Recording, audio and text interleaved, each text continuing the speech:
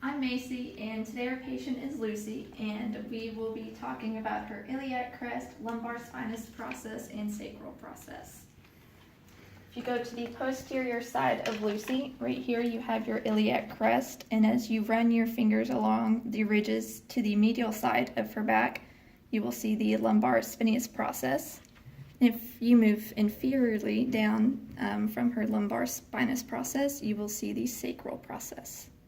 Here on our patient, if you find the iliac crest right here, move your fingers along the ridges, and then here on the lower back, you will see the lumbar spinous process. Then if you work your finger down, that's where you'll find the sacral process. My name is Justin, and today I'll be showing you and palpating the greater trochanter, the iliac crest, and the ASIS, which stands for the anterior superior iliac spine. So if you want to come over here, we'll look at the iliac crest. And so we're going to work anteriorly, so we can work our way down the spine of the iliac crest. And on both sides, bilaterally, you can feel the ASIS. And then if you go down inferiorly, you can see the trochanter right here. So if we look at our patient here, and we can palpate the side, you can feel the iliac crest. And if you work your way down the iliac crest, you'll actually find the bony landmark, which is the ASIS. You can find that on both sides. And then if you also work down here for the greater trochanter, you can palpate right here, and if it's difficult to touch, you can tell them to internal and external rotate their hip, and you can feel it kind of pop. Hi, my name is Sarah, and today we're going to be palpating the posterior superior iliac spine, also known as the PSIS, the ischial tuberosity, as well as the sciatic nerve. Now here on Lucy, if you follow down her iliac crest, move medially and posteriorly, you will see the posterior superior iliac spine right here. And as you move more inferiorly, you can also see her ischial tuberosity that runs right here towards the bottom of her pelvis. And then if you move more laterally, the sciatic nerve would run right here, although Lucy doesn't have it. It'll run directly in between the ischial tuberosity as well as the greater trochanter. So today on Macy, we're going to be palpating the posterior superior iliac spine. Now you can see her back dimples right here, so that is going to be just inferiorly.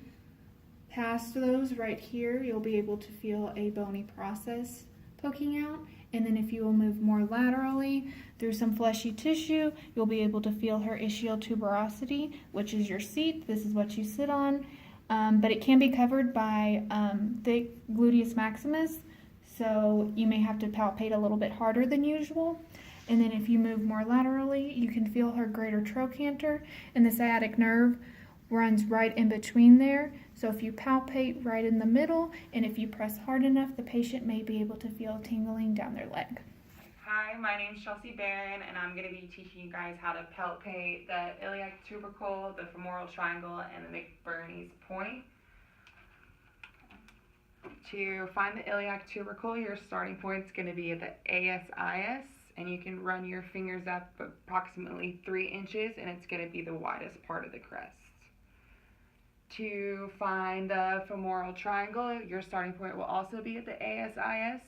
If you run your finger down inferiorly, you should find the pubic tubercles, and you'll also want to look for the inguinal ligament, and it's going to sit inside, if you can imagine. So you should be able to find your lymph nodes and your femoral artery.